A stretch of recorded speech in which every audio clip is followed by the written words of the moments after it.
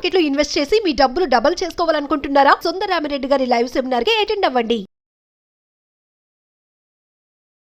High viewers, India's largest digital media network Suman టీవీకి స్వాగతం. ప్రస్తుతం మనతో ఉన్నారు motivational speaker and language trainer Vijaya Bangaru Amma. అమ్మతో మాట్లాడతాం. అమ్మ నమస్తే. అమ్మ, ఇప్పుడు మ్యారేజ్ బ్యూరోది ఆల్రెడీ బాగా వైరల్ అయిపోతుంది. 30 మంది అమ్మాయిల నగ్న వీడియోలు, అంటే వాళ్ళని అత్యాచారం చేసి అనాలి, మత్తు మందు కలిపి నగ్న వీడియోలు రిలీజ్ చేసేసి వాళ్ళు చూసుకుంటూ బ్లాక్ మెయిల్ చేస్తూ చంపేస్తామంటూ బెదిరింపు కాల్స్ కూడా వస్తున్నాయి. అంటే ఈ 30 మంది అమ్మాయిలు ఎందుకు బలి అయ్యారు, ఎలా బలి అయ్యారు అనేది అర్థం కావటం లేదు. అందులో ఒక్క అమ్మాయి మాత్రమే డేర్ గా వచ్చి చెప్తుంది, కానీ మిగిలిన వాళ్ళు రావటం లేదు బయటికి. ఇది వెయిట్ లాస్ అనేసే కదా, వాళ్ళు మ్యారేజ్ బ్యూరో నడిపిస్తున్నారు. వెయిట్ లాస్, అసలు వీళ్ళకి నెంబర్స్ ఎలా దొరుకుతున్నాయి? అదేనండి, అంటే ఇది కూడా ఒక రకమైన స్కామ్ అన్నమాట. ఇదేంటంటే, అంటే మీ కొన్ని పెద్ద పెద్ద మాల్స్కి వెళ్ళండి, లేకపోతే రోడ్డు మీద చాలా మంది ఇస్తారనమాట. సార్ ఇది తీసుకోండి, దీని మీద మీ టెలిఫోన్ నెంబర్ రాసి ఇవ్వండి, మీకు మేము ఒక లక్కీ డ్రా ఉంటుంది, ఆ డ్రాలో మాకు వస్తే, మీకు లక్కీ డ్రా వస్తే మేము ఇన్ఫార్మ్ చేస్తామని మీ ఒట్టి ఫోన్ నెంబర్ రాయమని చెప్తారు. అది ఎప్పుడు చేయకూడదండి. అంటే చాలా మటుకు కొన్ని మాల్స్లో కూడా పెడతారనమాట. బయట కొంతమంది ఒక పెన్ను పెట్టుకొని రెడీగా, మన దగ్గర పెన్ను రెడీ ఉంటుంది. సో అలాంటి ద్వారా వీళ్ళు ఈ కొన్ని నంబర్స్ కలెక్ట్ చేస్తారు. వేగ్గా ఒక ఎవరైనా అంటారు కదా, ఏదో లక్కీ వస్తుందేమో, లక్కీ డ్రాలో మాకేమన్నా వస్తుందేమో అన్నట్టుగా ఫిల్ చేసి ఇచ్చేస్తారు. వాళ్ళు ఇచ్చేసిన తర్వాత వీళ్ళు ఏం చేస్తారంటే, ఆ నంబర్స్ అన్ని వీళ్ళు కలెక్ట్ చేసుకొని వీళ్ళకి ఫోన్లు చేస్తారనమాట. అమ్మాయిలు ఎవరన్నా తీశారనుకోండి, ఇంకా వాళ్ళని ఈ రకంగా, అంటే ఇది కూడా ఒక రకమైన స్కామ్ అనమాట.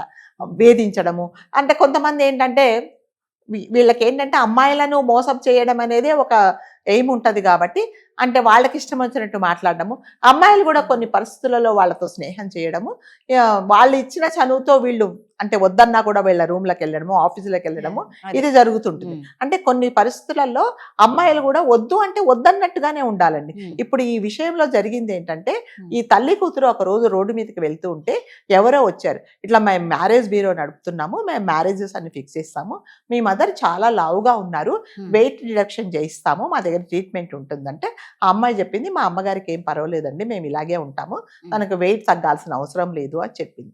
చెప్పిన తర్వాత ఏమైందంటే, మళ్ళీ వాడు రెండో రోజు మళ్ళీ వెంటబడ్డారు. లేదు మీకు అట్లాంటి డబ్బులు కూడా ఏముండవు, ఏదో ప్రలోభ పెట్టాడు. సరే అని చెప్పేసి ఆ అమ్మాయి ఏం చేసిందంటే, మేము ఆలోచిస్తామని చెప్పింది. అలా వాళ్ళ మదర్కి చెప్తే వాళ్ళ మదర్ ఒప్పుకోలేదు, ఏం అవసరం లేదన్నది. తర్వాత ఈ అమ్మాయి నెంబర్ ఉంది కదా, అతను మాట్లాడడం మొదలు పెడితే ఈ అమ్మాయి కూడా షీ కంటిన్యూడ్ అతనితో మాట్లాడడం. ఎక్కడ జరిగిందంటే, నీకు ఎప్పుడైతే వెయిట్ మీ మదర్కు అంటే బరువు తగ్గే ఉద్దేశం లేనప్పుడు అతని ఫోన్ నువ్వు బ్లాక్ చేయాల్సింది, అతనితో నువ్వు ఫ్రెండ్షిప్ కట్ చేసుకోవాల్సింది. సరే, అతను ప్రపోజ్ చేశాడు, కాలక్రమేణా ప్రపోజ్ చేసిన తర్వాత ఇద్దరు ఫ్రెండ్షిప్ చేసుకున్నారు. తర్వాత మాట్లాడడం జరిగింది. సరే, ఒక రోజు ఆఫీస్కి వెళ్తామని ఆఫీస్కి తీసుకెళ్ళిన తర్వాత ఏదో కూల్ డ్రింక్ లో మత్తు మందు కలిపేసి అతడు పడి ఏముందో మీకు తెలిసి ఇక ఏం జరుగుతుందో, అదేం చేశాడంటే ఈ అమ్మాయి వీడియోస్ అన్ని తీసేసి ఆ అమ్మాయిని బ్లాక్ మెయిల్ చేయడం మొదలు పెట్టాడు. ఏంటి నువ్వు నాతో ఇలా ఉన్నావు, నేను చెప్పినట్టు చేస్తే ఇలాగా అని చెప్పేసి చేశాడు. అలా ఈ అమ్మాయితో కాకుండా ఒక ముఠా ఉంది, ఆ ముఠా వాళ్ళందరికీ ఇదే పని అనమాట. అమ్మాయిలు కనిపిస్తే వాళ్ళని బ్లాక్ మెయిల్ చేయడము, వాళ్ళతో కొన్ని రోజులు ఫ్రెండ్షిప్ చేయడము, ప్రపోజ్ చేయడము, ఒకవేళ ప్రపోజ్ చేసినా కూడా ఫ్రెండ్షిప్ చేసి మోసాలు చేయడము, ఒకవేళ ప్రపోజ్ చేసినప్పుడు వాళ్ళు ఒప్పుకోకపోతే ఇలాంటివి చేయడము, వీళ్ళు ఇలాగే చేస్తూ ఉన్నారనమాట.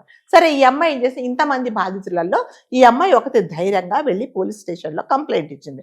సార్, నాకు ఇలాంటిది జరిగిందంటే పోలీస్ వాళ్ళు మీరు యాక్షన్ తీసుకోండి, అలాంటి బ్యూరో అని చెప్పి డీటెయిల్స్ ఉంది. వాళ్ళు ఏం చెప్పారంటే, అసలు నువ్వు ఎందుకు వెళ్ళావు, నువ్వు వెళ్ళాల్సిన అవసరం ఏమొచ్చింది, వాళ్ళ దగ్గరికి నువ్వు వెళ్ళినందుకు కదా నువ్వు అంటే వాళ్ళకి ఛాన్స్ ఇచ్చావు కదా నీ ఫొటోస్ తీసుకోవడానికని వాళ్ళన్న ఒక పాయింట్ ఆఫ్ వ్యూలో అది కూడా కరెక్టే. ఇప్పుడు ఇంట్రెస్ట్ లేనప్పుడు వెళ్ళకుండా ఉండాల్సింది. కాకపోతే వీళ్ళ తప్పేంటంటే, ఆ అమ్మాయి వచ్చినంత మాత్రాన ఆ అమ్మాయిని వాడుకొని మీరు ఇట్లాంటి అంటే వాళ్ళ మీద ఇట్లాంటి ఫొటోస్ అన్ని తీసి బ్లాక్మెయిల్ చేయడం అనేది చాలా తప్పు. ఇవి చాలా జరుగుతూ ఉంటాయండి. కాబట్టి ఎవరైనా సరే టెలిఫోన్ నంబర్లు మన నంబర్ ఎవరికైనా ఇచ్చే ముందు అసలు వీళ్ళు అంటే జినైనా వీళ్ళకి ఇవ్వచ్చా, వీళ్ళకి ఇచ్చినందువల్ల మనకేమన్నా నష్టం జరుగుతుందనేది ప్రతి ఒక్కరూ ఆలోచించుకోవాల్సిందండి. ఎవరైనా సరే ఎవరికంటే వాళ్ళ నంబర్లు ఇస్తే ఎవరు కరెక్టో ఎవరు కాదో ఆ నంబర్లో మన నంబర్ ఇంకా ఎంతమందికి షేర్ చేస్తారో అనేది కూడా ఆలోచించుకోవాలి. ఇక్కడ జరిగింది ఏంటంటే, ఒక నంబర్ వల్ల ఇవన్నీ జరిగాయి. సో కాబట్టి ఈ నంబర్లు ఇచ్చే ముందు మాత్రం కంపల్సరీగా ఆలోచించుకోవాల్సిందండి. చాలా చోట్ల చూస్తాము, ఒక చిన్న స్లిప్స్లలో ఇచ్చేస్తారు. సార్ మీ నెంబర్ రాసేయండి అని చెప్పేసి. చాలా మటుకు వాళ్ళు ఏంటంటే ఏదో లక్కీ డ్రా వస్తుంది, మనకి మనకు ఏదన్నా వస్తుందేమో అని నంబర్లు ఫిలప్ చేస్తారు. అంటే వీళ్ళకి మీరు అడిగారు ఇందాక నెంబర్స్ చాలా మటుకు ఇలాంటి వాళ్ళ నుంచే కలెక్ట్ చేస్తారండి. వాళ్ళ దగ్గర దాదాపు ఇట్లా కట్ట పెట్టుకొని తిరుగుతూ ఉంటారు. కాబట్టి ఎప్పుడు నంబర్లు అనేది ఇవ్వకూడదండి. ఇప్పుడు ఒక విషయంలో మీకు ఇంట్రెస్ట్ లేనప్పుడు ఇంట్రెస్ట్ లేదని ఖచ్చితంగా చెప్పాలి. ఆ చెప్పనందువల్లే ఈ రోజు అమ్మాయికి ఇది జరిగింది. అంటే ఆ బ్యూరో కంప్లైంట్ ఇచ్చారు. కంప్లైంట్స్ పోలీస్ వాళ్ళు ఏం చెప్పారంటే ఈ అమ్మాయి నీదే తప్పు కదా, నువ్వెందుకు వెళ్ళావు, నీకు ఇంట్రెస్ట్ లేనప్పుడు అన్నారు. తర్వాత మా కమిషనర్ దగ్గరికి వెళ్ళింది. మరి ఆ ముఠా అంటే గుట్టయితే రట్టు చేస్తారండి, కంపల్సరిగా వాళ్ళని పట్టుకుంటారు. కాబట్టి అమ్మాయిలందరూ ప్రతి విషయంలో జాగ్రత్తగా ఉండాలి.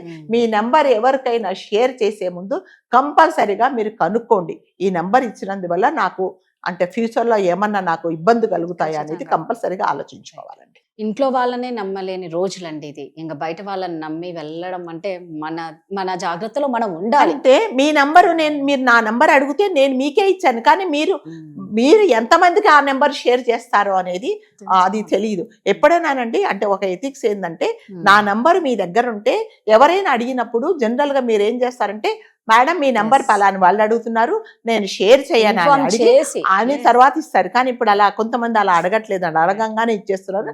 దాని వల్లనే ఎవరైనా ఫోన్ చేస్తే మీరు ఎవరో కూడా నాకు తెలియదు అన్నారు. ఎందుకంటే మనకు తెలియదు. ఇప్పుడు రాజుగారు నా నంబర్ ఫోన్ చేస్తా, మేడం ఈ నంబర్ నేను షేర్ చేస్తున్నానంటే నాకు తెలుస్తుంది, ఓ ఈ ఇచ్చింది నెంబర్.